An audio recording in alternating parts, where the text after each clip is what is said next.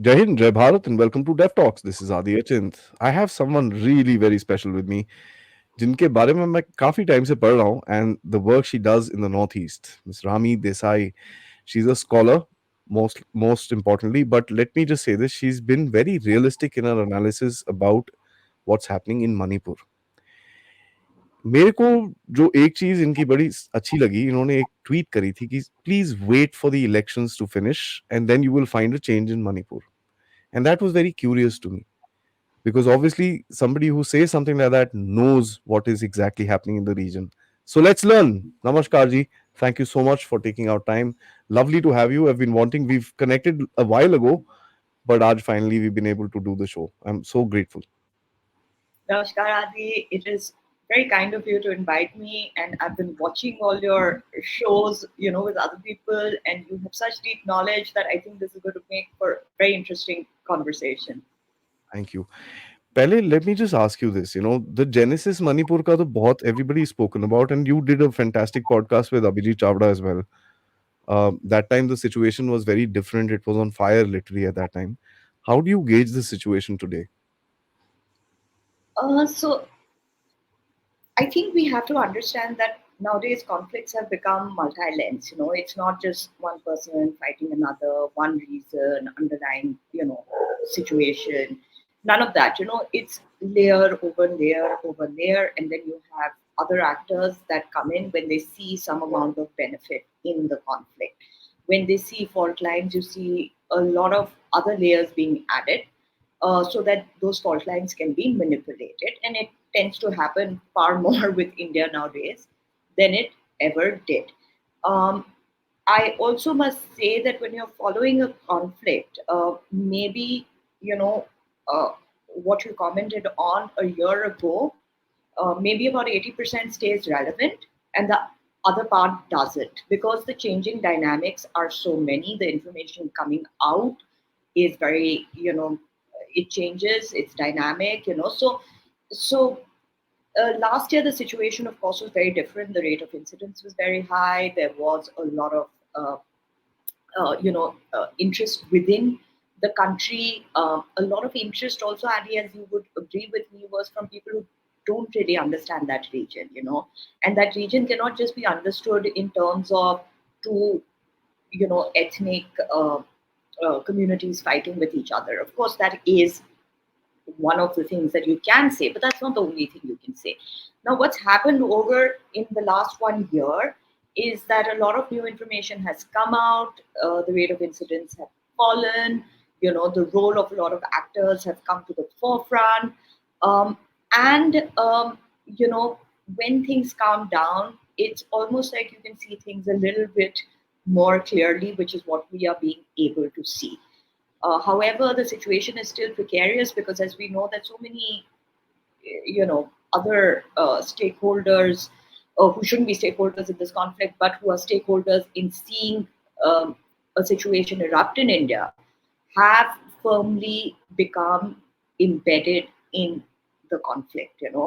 And that is going to prove to be a difficult situation. And as we talk about this further, we'll see why.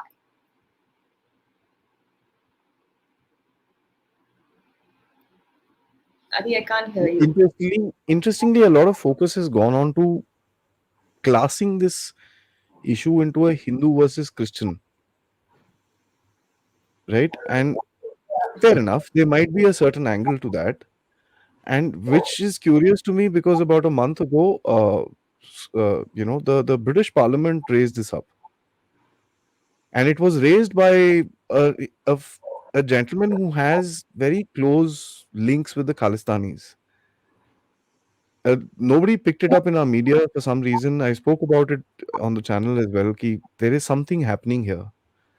How far do you agree to a conflict which is religious in nature? See, of course, the genesis of the conflict is not religious to begin with. There were fault lines that were exploited. It came to a certain level, and then, this religious angle was superimposed. Not to say that now people with religious vested interests to defame India are not involved. What is happening with India, and I find this happening more and more and more, is that there is so much of um, there seems to be so much of countering to the Modi government and the fact that it's a strong government. It represents of course an India that is changing, an India that nobody expected to evolve into what it has. That there seems to be this effort to counter the government, and what is the best way to counter in this sort of an atmosphere, in this sort of not just an atmosphere in this country but across the world, is to counter it by saying that it's a majority versus minority sort of government. And the idea of majority versus minority is completely faulty, not just in the Manipur case but generally with India, because for them a minority is different, for them a majority is different. For us, and for some reason it's always a minority is never a Parsi, a minority is never, any of the other communities like the Jains or the Sikhs. The minority lens in India is always if you're Muslim or you're Christian. These are as if like there aren't any other minorities. So it's a very defective sort of lens, but it's also a very, very effective lens for somebody who wants to defame India. And I think that's what's been happening, that every opportunity given, and we've seen many cases like this, it's always about a supremacist government. The word fascist is used around, nobody knows what it means. At least I know half the people I talk to say, oh my god, fascism, nobody knows what the genesis of the word is, what it actually means, what would happen to you if you were under a fascist regime. But these have become very trendy things to use, and I think that's what is being used against India and how we are being targeted. And the minority the minority debate is being exploited in this. Typical binary, huh? Oppressor, oppressee. Of course, matlab jaise, you don't want to evolve only into any other dialogue. I think this entire majority minority dialogue, even when Manipur was happening, um, you realize that it actually wasn't like, if you look at the entire tribal population and then you look at the so-called majority population, there isn't that much of a difference. Like a minority is like, if you're a couple of percent, not if you're like 30, 35%, you're not a minority, and a minority with privileges, So I think this has just been manipulated, and it'll continue to happen. I don't think this is going to end anytime soon. Other situations are also going to happen, and I think we need to be very clear about that. Absolutely. This is not an easy situation to sort out, especially not when drugs are involved. And, we were speaking on offline that Afghanistan has taken a swing towards the other side where they want to kind of clean up their country. And a lot of pressure is on the land in Manipur. We saw recently an ecological kind of impact of that cutting of forests and stuff like that. A massive hailstorm in the middle of Imphal, which has never actually happened like that. It was whiteout sort of a situation. How do you see the drug game today? As because Chief Minister Brain Singh did a lot of work to kind of put it out, and we see a lot of backlash towards him personally because of that. So, what do you see in this game before we get So, into Myanmar, as per se? okay, so I won't bring in Myanmar, but the fact of the matter is that Taliban wanted international legitimacy. One of the ways that they were going to get international legitimacy, or at least prove to the world that they're not, you know, the world needn't fear them, because of, that the Taliban, is by a crackdown on the poppy cultivation there. Everything else, the hijab, the women not going to school, so on and so forth, really doesn't matter to them. But poppy cultivation was going to change our perspective of the Taliban.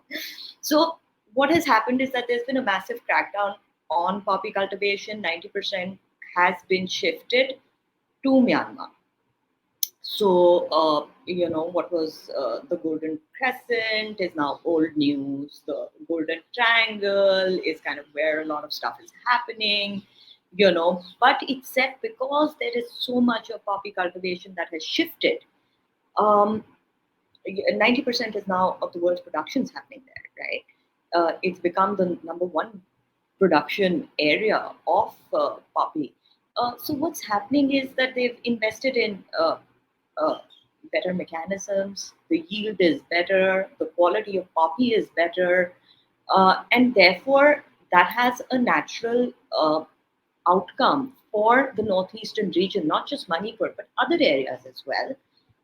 Where a majority of this is landing because it's from the northeast that then it gets disbursed to other places. A lot of it is consumed in the northeast as well in the form of other drugs. So this has been a very, very important area wherein in 2017 or 18, if I'm not mistaken, the home minister actually had a chief minister's meeting in the northeast wherein he announced his policy on war on drugs, and he asked the chief ministers to take special note of this issue and to resolve it, or at least attempt to resolve it. It's not so easy, but to actually bring this whole war on drugs out as a focal point in the northeast. And therefore, if you notice, a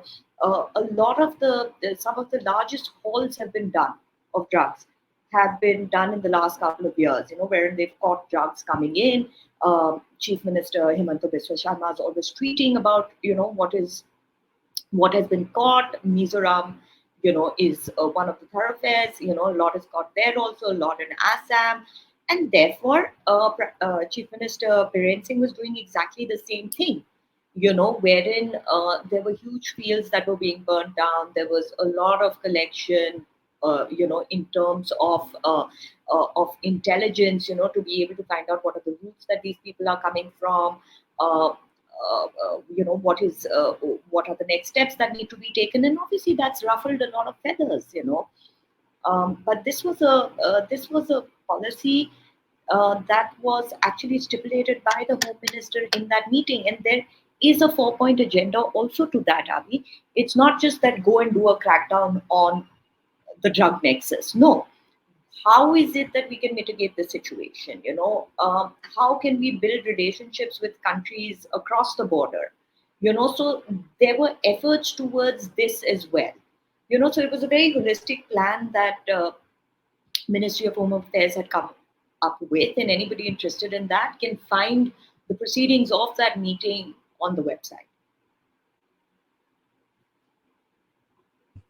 Actually, one of the things that we see today is a class culture conflict. If we say cookie methi, cookie methi, cookie methi, and all that stuff, which keeps flying around the place, and you see both the communities pretty aggressive online, showcasing their part of the story. Although one community is a little more aggressive, and we could get into how they are more aggressive and who they get support from as well. But how do you see the positioning by these two communities to kind of put their story in front of the world? Because both of them are trying to sell a narrative at the end of it. One is true, one is kind of true, one is completely false. Yeah, see, um, both communities, like you said, have a narrative. And then, of course, there's a larger narrative also, that is being built by international agencies. We've seen the representation in the European Union, we've seen in the United Kingdom, we've seen in the US. I mean, it's absolutely bizarre. If somebody was to look at this logically, we know what's happening in Malmo today, but are we making representations about it in our parliament? No. So this sort of undue interest in India, and then also in a state where technically you don't really have any interest, or you haven't been to anybody who's spoken about it, has no idea about it. I think most of them, David Cameron also recently commented on it. I don't think he's ever been to Manipur, and he read some one report, and that one report, I have read that report. It was absolutely lopsided. It was absolutely through the Christian lens. And, it was reprehensible that somebody like David Cameron would cite that report. Knowing that only one community has been represented on the basis of religion. Um, but the international community also had people, Adi, who were coming from Manipur and approaching them. So it was a two-way street. They found takers there, and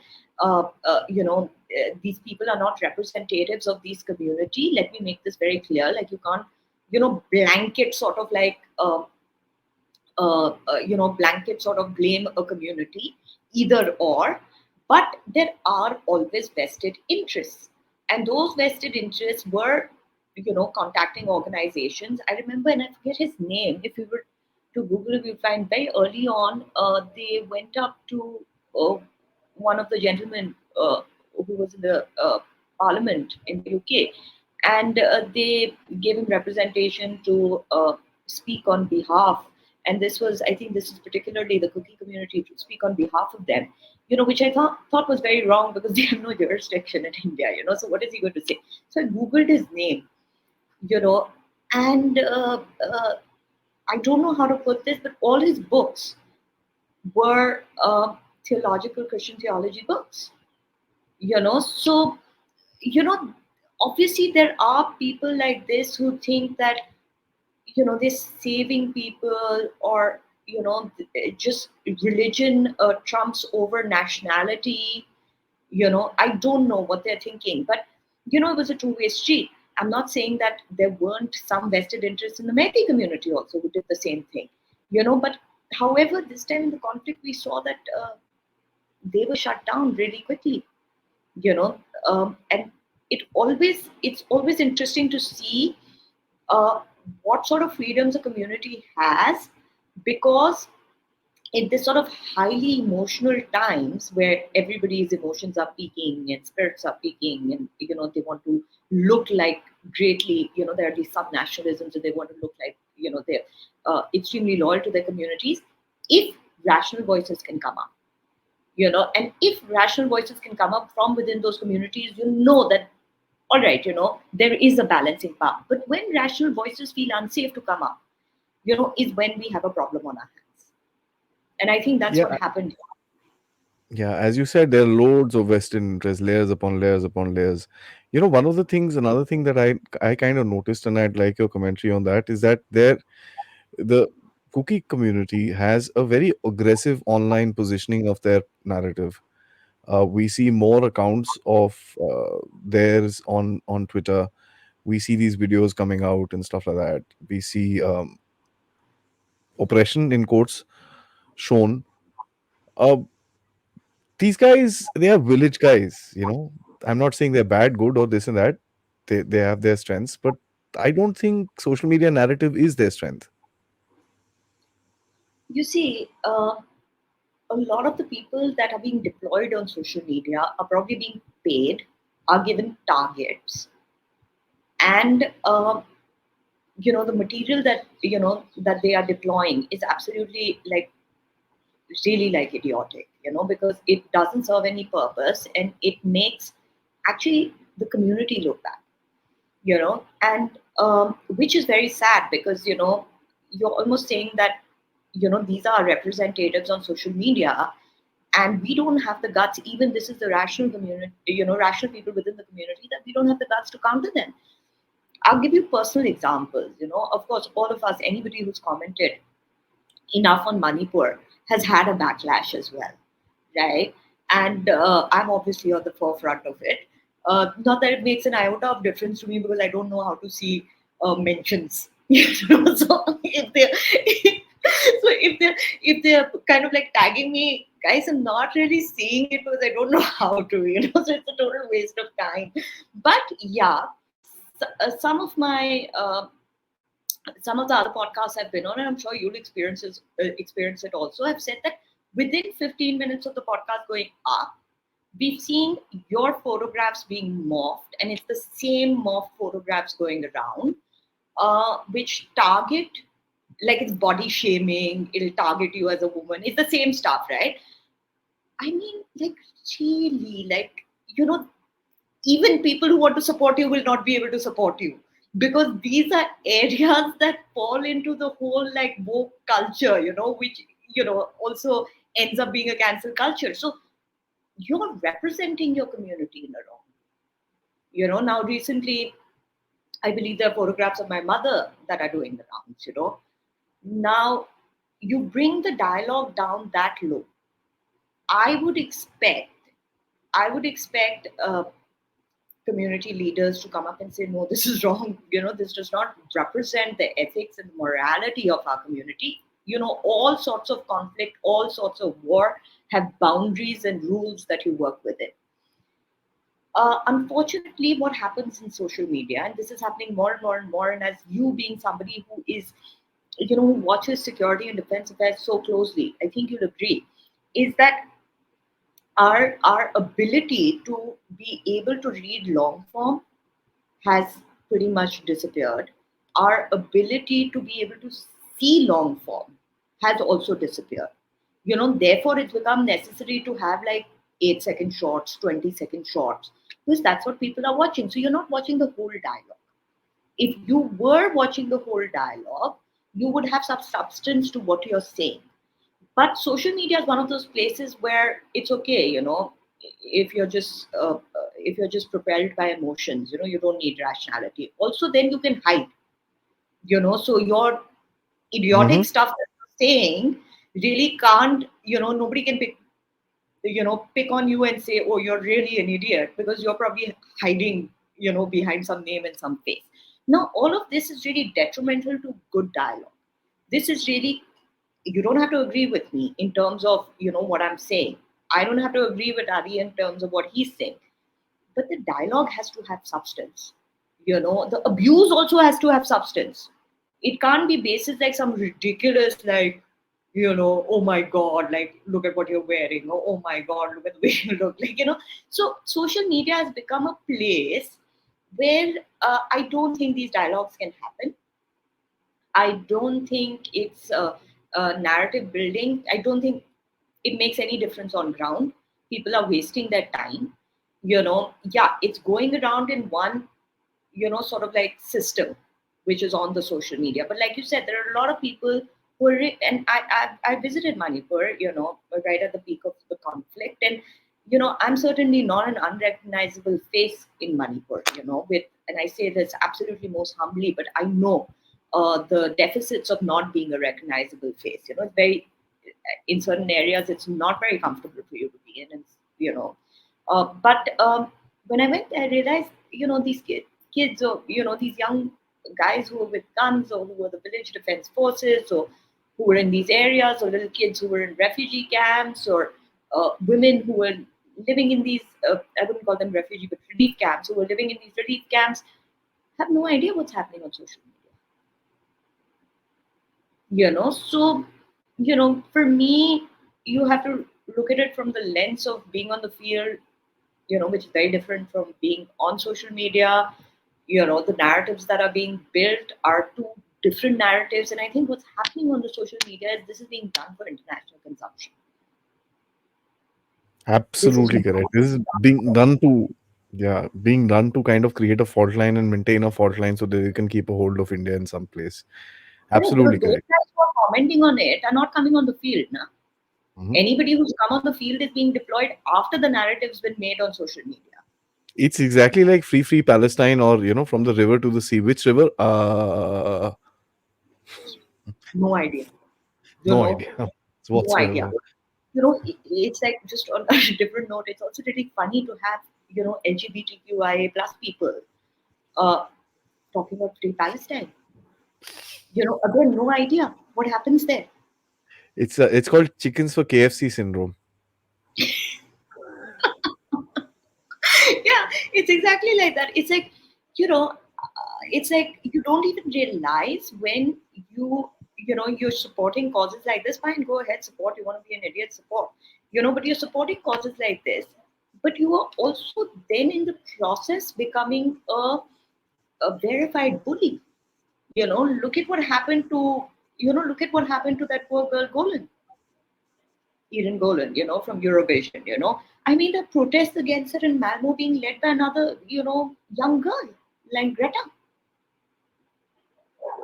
So how are you any then different from anybody who's accused of a witch hunt or being a fascist?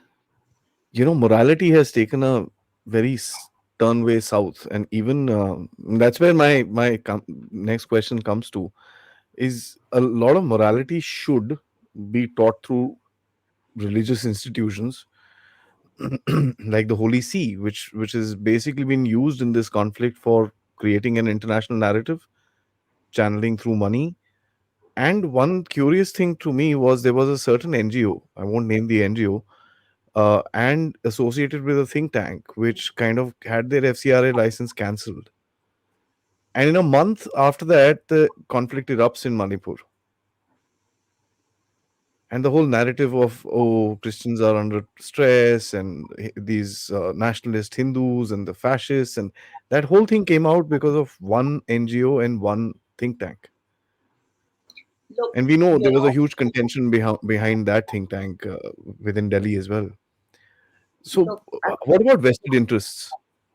look, here's the thing. It is so biased. This whole narrative is so biased that people forget to mention, or it, and we saw this happen in CA also. It was complete fabrication of facts. uh, I remember that the writer, that woman who writes in the Guardian, had written stuff like, I think her name is Peterson, Ellen. Hannah Ellis Peters. Hannah. I'm so terrible at names. Anyway, Hannah had written during the CA that oh, Muslims are going to be impacted, but Muslim women are going to be adversely impacted because they don't, they in comparison have less paperwork. Like, I don't even know how somebody is not got criminal charges against them for writing this sort of crap. Oh, she And killed Panu in one of her articles, by the way, and without any editorial notes, no. they edited it. But the level, this is what I'm saying, the level of dialogue now is just imaginary. It's just fantastical, Like, we're living, we want whatever we want to say, we make up the story behind it. And because, and I tell you something, Adi, because we don't really have research skills. In India, research is not given, and especially research in the social sciences, in the arts, it's not given a position of pride. You never find somebody coming and saying, oh, I am a full-time researcher, in these areas, or make it a lifelong career. What happens is we don't know how to verify these things. We don't know how to cross verify these facts. And that is becoming a problem because we don't really have great counters to this. And that I foresee as becoming a bigger problem. And we saw that in Manipur as well. That how many really good, academically rigorous articles came out, or talks came out about Manipur or the Northeast for that matter. There were far and few. And that needed to come out from people who are outside the communities to have an unbiased point of view. But except outside communities have been kept so far away from the Northeast in the previous dispensations, that there hasn't really been much scholarship coming from the outside on the Northeast. And what happens is, if you're from the inside and you're commenting on these areas, in certain areas which are going through conflict, you're always going to have to restrain yourself. And I think that's what's happened in this situation. And that's why in the international community it became a really big thing. Nobody ever mentioned that tribal communities in our country have thrived. The fact that tribal communities in other countries barely exist any longer, they have thrived in our country. They've thrived through reservation. Nobody, they've got in Manipur, let's say, nobody wrote an article saying, oh, tribal communities have income tax exemption. They have reservations in on multiple fronts. Nobody said any of this. And that is something that the so-called majority community doesn't have. But here's the problem. While all of this is being complicated, and why I say that there are layers and layers and layers and layers. अभी तक तो हम Myanmar पे आए भी नहीं हैं, right? अभी तक तो हम missionary involvement में भी नहीं आए हैं, or we have, the problem is that because, and I find this very prevalent in northeastern states. I find them very, very political. Right down to the common man is very political, because it's been the political, hierarchy that's always held absolute power, and has had uh, control over communities for many, many decades. Our Nehruvian policies towards the Northeast ensured that they were fiefdoms. It was only after, and I say this with absolute, no hesitancy, that it was only after, the Modi-led government started coming into the Northeast that things started changing, wherein the Northeast became consciously mainstreamed in our minds, the rest of the country's minds. People started talking about it. Geographically, also, it started becoming mainstreamed. When I used to travel 15, 16 years ago, you had to, like, if you wanted to go to certain areas, you had to go by road. The roads were really bad. I remember traveling by road for 17 hours in a local bus, and I couldn't get up after that because it was so cramped, and the roads were so bad, and the bus was so bad that I, for years, had problems with my knees, you know, because the terrain was so bad. You could not find flights, because Guwahati, everything was centralized in Guwahati. So other states was like, it almost like it didn't matter. You didn't have airports there. Today, if you go to Tripura, you go to the Agartala airport, it's an international airport, and what a beauty. I mean, you have to be proud of airports like that. I think till this government came into 2015, there were 7 airports in the Northeast. Today, there are 16. You mean to tell me that in all these decades, you could only come up with 7 airports and no more?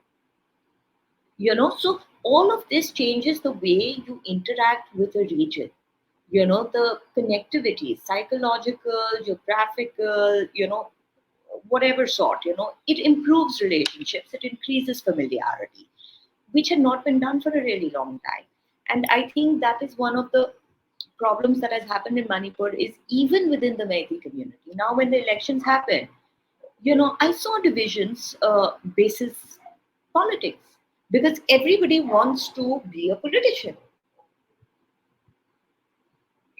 This is, it's like, no, I can't fulfill the needs of my community being really an honest ground worker, considering the state is full of CSOs, you know but none of them really greatly, came together, from both ends to create some sort of dialogue, which is very sad.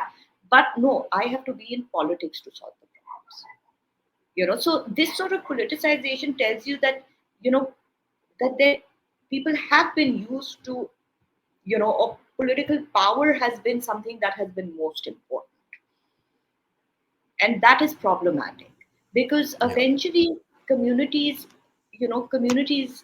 across the Northeast, tribal communities, they're very community ethnicity centric.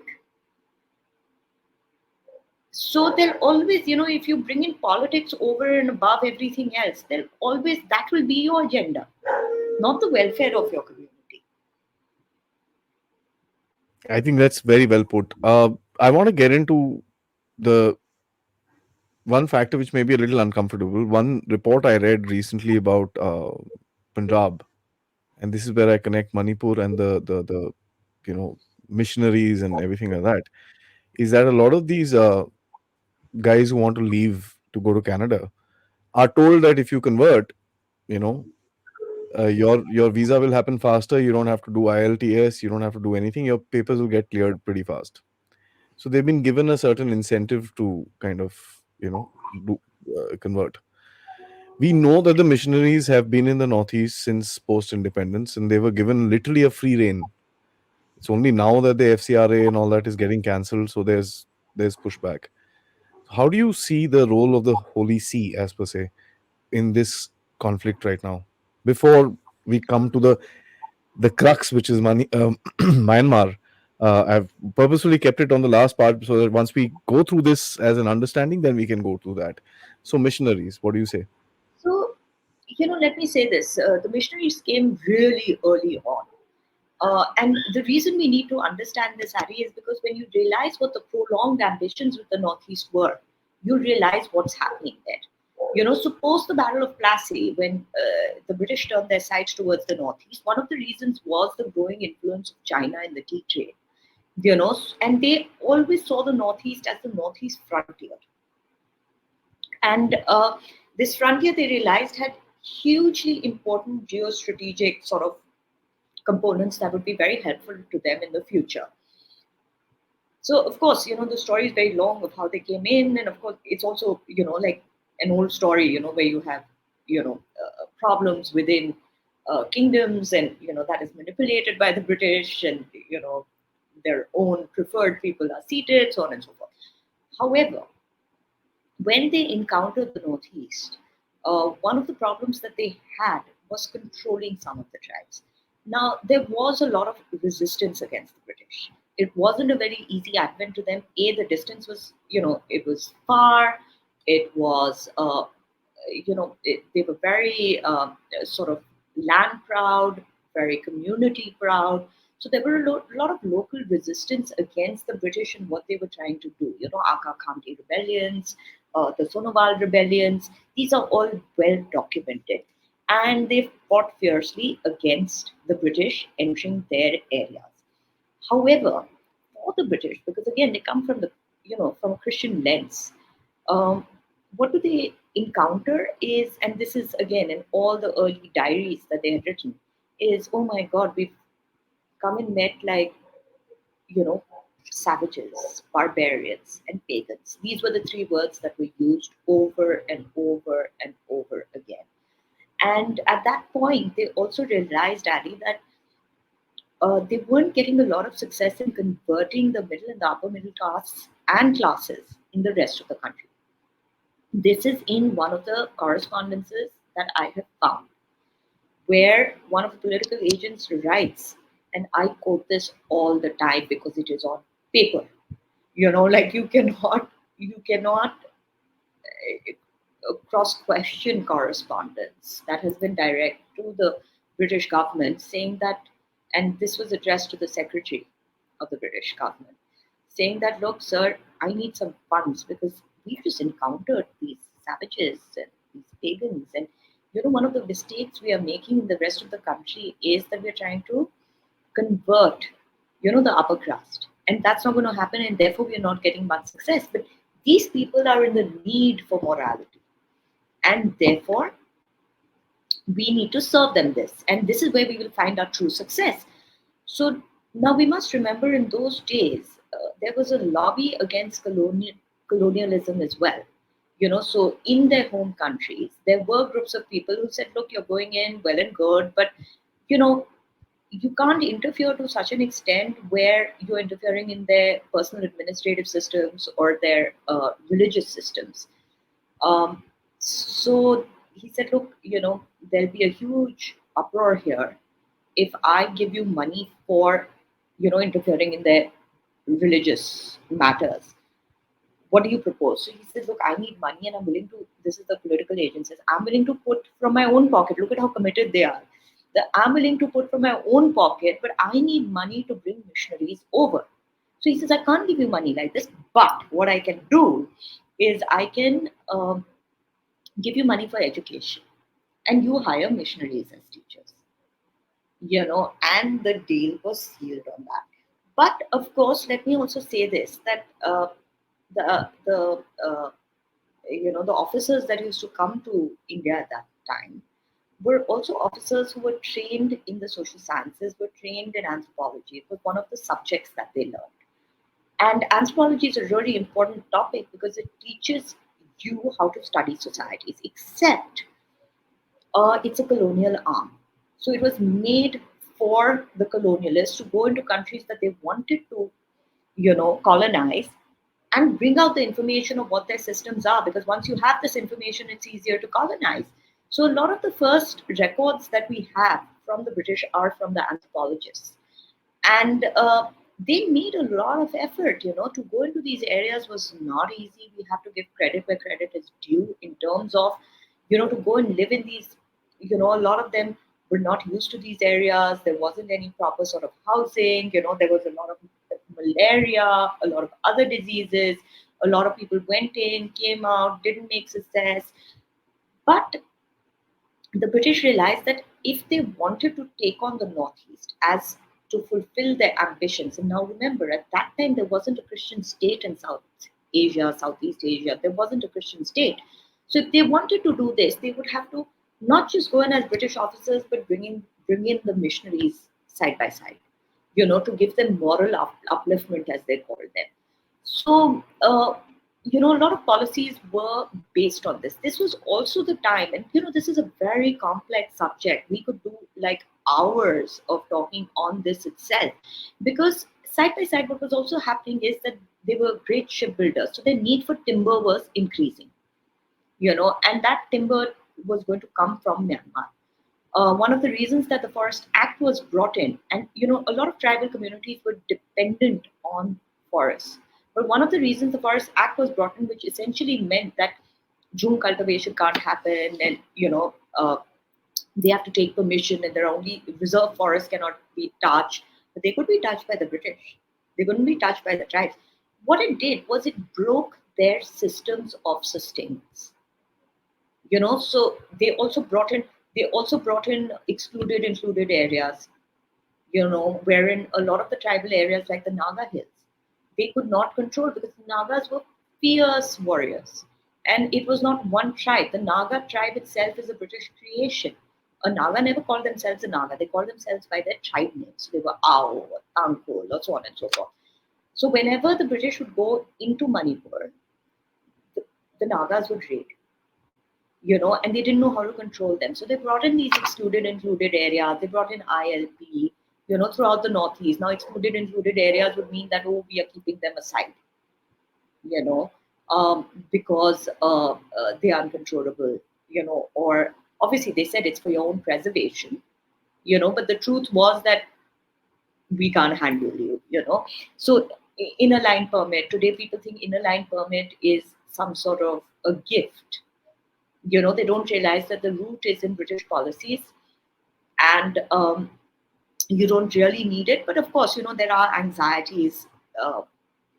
There is mistrust issues. So, places like Manipur during CA ILP was reinstated. Fair enough, no problem. However, that wasn't the reason that these divisive policies were brought in. Now, the problem is, Adi, is that even though all of this started much before independence, the amount of success they had was very little. So, they couldn't really make a huge dent. Of course, they started converting people in Nagaland, but they couldn't really make a huge dent. Even, I think, in the 20s, 30s, there was 15, 18% converted members of different communities. And it was done very smartly, because the Naga tribes didn't necessarily speak the same language. So, a common language was given, a script was made, to understand. And this is the work that these anthropologists and missionaries did. So they gave them a script, uh, uh, they gave them a common language, and then the first book that they gave them to read was the Bible. However, let me tell you that even until 1971, places like Arunachal Pradesh had less than, I think, less than, I'm not quite sure now, but I think it was like some 0.7% conversion. Today, they say there is, let's say I'm wrong, even if it was between 1 to 7%, right, conversion. The fact is that today there is 40%, and by most, most information on ground, they actually say 60%. Nagaland is what, 98, 99%. Uh, Manipur, the tribal populations are completely converted. So therefore, I don't understand the majority minority binary, because here you're talking about, like, the entire tribal population being one religion, whereas the Meitei population being predominantly Sanamahis, have Muslims as well, and have uh, they have Hindus. but Hindus are probably in a minority because the census has not been done, for a while. So I think we'll be in for a surprise when that comes out. So, the problem is that even though this work started, and when the British were leaving, they realized that they've managed to come in, certain communities they've managed to transform. This area is geopolitically so important. There was a Coupland plan that was made by Professor Coupland, which was a crown colony plan. So they said, while we're withdrawing from India, we will keep the Northeast under direct rule. Now, ask yourself, why would the British want to leave the rest of India, but keep the Northeast under direct rule? However, they'd run out of money, so that wasn't going to work out, and it didn't work out, luckily for us. But that was just a stroke of luck. But the reason was this, because it was geostrategically very important. It was very rich in, all sorts of things like, minerals and forests and so on and so forth. It also had managed to, realize that this is, a cause for moral upliftment, so we can convert, harvest these souls, so as to say. Um, and that tomorrow, if China becomes a problem, we have a base to work out from. You know, therefore, it became the very nature of international agencies to have an involvement in the Northeast. And that continued post independence. And the reason it continued post independence is because Mr. Nehru's government and Mr. Nehru did not much care for the Northeast, nor did they understand it. For a man who completely, according to me, in the most ridiculous way, self identified as a pagan. Paganism has nothing to do with Hinduism, but he identified as a pagan.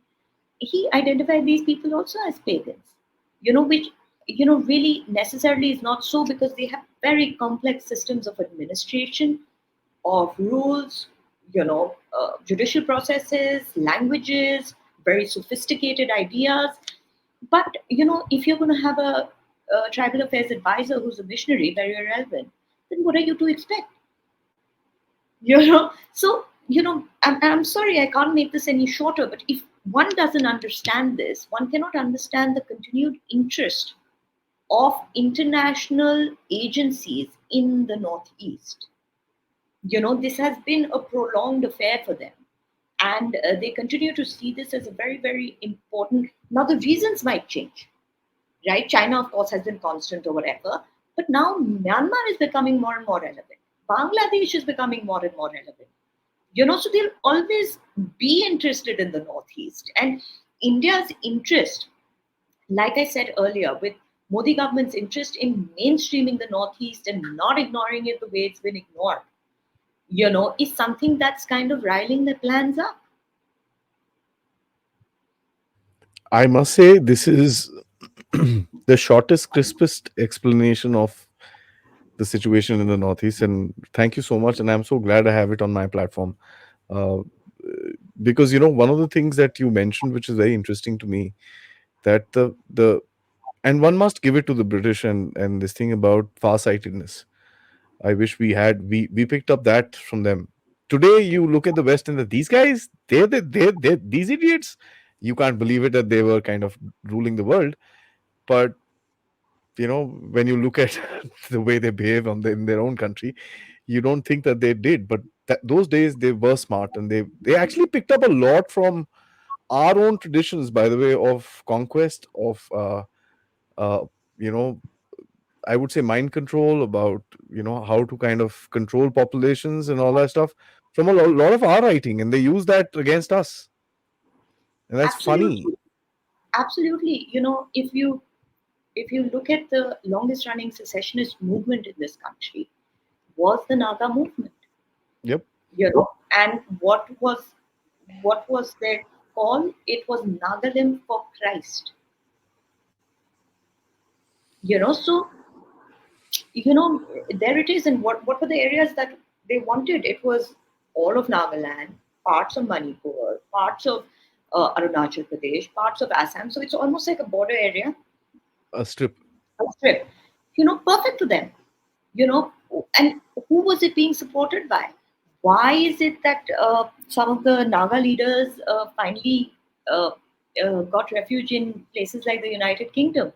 That there was representation at The Hague, that UNPO gave them Yeah, representation as yeah. well. Of course, everybody blames China because China is where they were trained, and it's natural for them through that region because there were some transnational ties for them to go over and get some training, weapons, so on and so forth from China. But what was the ideological base for it? I always say this. It's an alliance. It's called the Sino-Wahhabi Leftist Alliance. They all work together. Correct, And correct, any problem in the world, you put these three Sino-Wahhabi leftist into the paradigm, and you'll start seeing connections. And for me, it was India, and then suddenly when Israel happened, I'm like, see, Sino-Wahhabi leftist. There you go. The Chinese built the tunnels. Chinese gave the equipment. Chinese gave the weapons, and the leftists are supporting them. correct. And this sort of identity creation, we are seeing happen. Even politically or in popular sort of political discourse. The kind of identities we've seen crop up now. That time it was a conversion from tribal communities that needed moral upliftment, like they had no faith of their own, to mainstream religions. Today, politically, what do you see? You again see these identity creations, whether it's the Mm. LGBTQIA, whether it's, this woke left lobby, whether it's people like the Greta Thunbergs of the world being propped up. We already know the role of open society. It's just now it's taking a different sort of form, and Yeah, it's this cancel yeah, culture, it's a protest culture, so on and so forth. yeah. So let's get into money. Myanmar, of course, I would really want to spend a lot more time on Myanmar, and probably we could do a little bit right now, and I could request you to, we could do another, talk on Myanmar itself. So we give a little bit of a kind of teaser to people, and then we could do probably an hour session on Myanmar, and probably talk about, as you mentioned, we both are on the same path as far as the SWL Sino-Wahabi leftist is concerned. So we could get into that a little bit, that dynamic a little bit, in our next podcast. But Myanmar is an interesting place. It's kind of breaking down at the seams, if I may. How do you see this country, which pretty much has everybody in it? People just don't realize the world is sitting in Myanmar today. It's true. So that's one of the reasons that Myanmar, and this is by Associated Press News, has been called the sacrifice zone because they say that the world is sacrificing Myanmar for its own green transition. And it really is true because the kind of interest in Myanmar, and it's a complex country, because there are many ethnicities, there are many ambitions, there's China. China has ambitions in this area, but also that ethnic armed organizations are, uh, they're legitimized by the West. Uh, they are weaponized by the West, but they also have their own problems with the junta. So one doesn't really see a clear roadmap as to whether it's the junta, whether it's the NUG. How are you going to keep this together? Because now you have from every area you have certain amount of conflict that's happening. Everybody's armed, everybody has their own ambitions. You have critical earth minerals in this area, which is becoming a point of great contention because to um, for the West to light up its laptops and its cameras, the element that it uses, Myanmar is one of the four countries that it comes from. Disporum, I think that's what it's called. That's how you pronounce it. So there is a mad run for it. But however, as we have seen before, also the West will always say, "Oh, we don't buy blood diamonds, we don't buy blood minerals, conflict area से हम नहीं खरीदते, मगर हम second party से खरीदते हैं." That is not a problem. So there's all this happening there, but you know the roadmap will remain a bit unclear. uh, Situations will have to play out depending on how stakeholders are working in Myanmar or taking an interest in Myanmar. So for example, I think it was in January, and I don't think it's happened as yet, but the NUG, which has an office a stone's throw away from the White House, had asked for $500 million, and the Congress is very keen to give it. Um, and they said it's for relief work and so on and so forth. And fair enough, I mean, democracy is absolutely, something that India supports. But however, the question is that the constitution is in such a way in Myanmar. The constitution itself, by the way, the 2008 constitution that Myanmar today has was made by the junta. Therefore, in the constitution, anything can be vetoed by the military. So even though you want to have a federal structure, so on and so forth, the constitution the Myanmar constitution is a difficult constitution to work with. So therefore, the roadmap is difficult, democracy or not. For the Indian perspective, of course, it's difficult because we have ambitions through Myanmar. Whether it's the access policy, the Kaladam multimodal project, which is a hugely important project because it gives us another route, apart from just the chicken's neck. The chicken's neck is a very badly imagined corridor, 22 kilometers in width, which has always been, it's always been something of concern to anybody who sees the map. But the Kaladan multimodal project gives you another route. However, it goes through areas that are problem areas before it reaches, before it reaches India. So that is in jeopardy. You have the trilateral highway that is in jeopardy. So how is this going to work? Is a question. It's a You know, yeah. one thing about Myanmar is that it's broken at its seams, but there's a lot of interest to kind of keep it together for some reason. I don't know what that is, and we've also got our foot in it. We've got dealings with the NOG, we've got dealings with the Arakans, we've got the dealings going on with the junta, we've got dealings. Now I like to call him the junta because, gee, it's just a little pun. Yeah. Otherwise, the junta, junta. Uh, no, I do that yeah.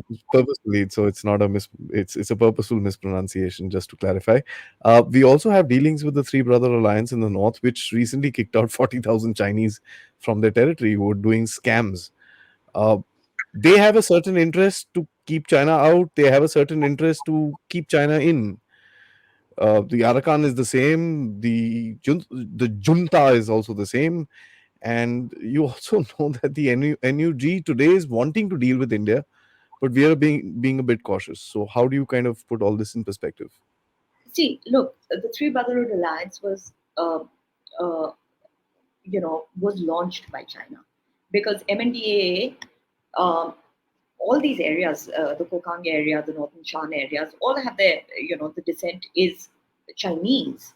But MNDAA boss Peng was in China, has been there for decades because he had been ousted by the junta earlier on. However, a lot of the cybercrime that happens in these regions, now whether it is here or the latest development, which is on the Thai border in the Aadi township, right? The problem is this: the cybercrime units are run by Chinese lords, Chinese cybercrime laws. And these are big operations. Not only do they affect India, but let me tell you, they affect China more. Now, the reason they affect China more is the people who are working, who are actually, doing all the legwork, are Chinese. So all the testing of this cybercrime happens in China. Also, we know the Chinese love gambling. A lot of these Southeast Asian countries love gambling. Now, it's illegal there, but the big gambling casinos are on this side of Myanmar. So, for a long time, China had been telling junta, even though they have certain good relationships, and those relationships only end of April have also been strengthened, and I'll tell you why later. But they have been telling junta that you have to shut them down. You have to shut them down. Now, obviously these are big money-making businesses, and these warlords were, powerful warlords. And there were the four families of Lokang. Lokang is, one of the areas in the northern part of Myanmar. So the four families of Lokang were essentially running this. And China got fed up of telling junta this, launched Operation 1027, with the Three Brotherhood Alliance, um, and junta sort of scurried. And within, I think it was within a month and a half, 2 months, the four families of Lakang were put on a plane and shipped off to China, and nobody knows where they are. So essentially, the junta made this effort of shutting down operations. Um, what also was happening in these areas was cyber slavery. So basically, all these, and Indians were got caught up in this cyber slavery as well. So basically, with promises of making big money, these young, educated men from China and India were being taken to these areas, and they were being worked like sweatshops. So in one of the crackdowns, these young boys must have tried to escape because these are educated guys. They didn't know they were getting into this. And they were even shot dead by these mafia bosses. So this was becoming a societal concern in China as well. So these problems became a main point of issue, and therefore this Three Brotherhood Alliance initially was launched. Now, what happened? Looking at the Three Brotherhood Alliance 1027 operation, the 1107 operation, made up of other ethnic armed organizations, were launched because they said, "Oh my God, they're so successful. We must jump into this." And that's how all the ethnic armed organizations got involved. Now, the same started happening recently, last month, in Mayawadi, which is the big township, again, had a lot of casinos, and there's Chinese investment there because there's an SEZ that the Chinese were investing in. And again, they were like, shut it down, because the same problems were happening there. And the ethnic arm organizations tried to come in, and I'm giving you this for short, tried to come in, and the junta basically had another militia, uh, which is called the BGF. BGF, which is basically the soldiers are paid by the junta. So how they kept the EOs out was getting these guys in. So now that town is under this control, and they have basically said within the next 6 months, I think it's 3rd of October or something like that, they've given a time that all illegal casinos, gambling, cyber crime units need to be out of the township by then. Out of the township means basically get out of Myanmar.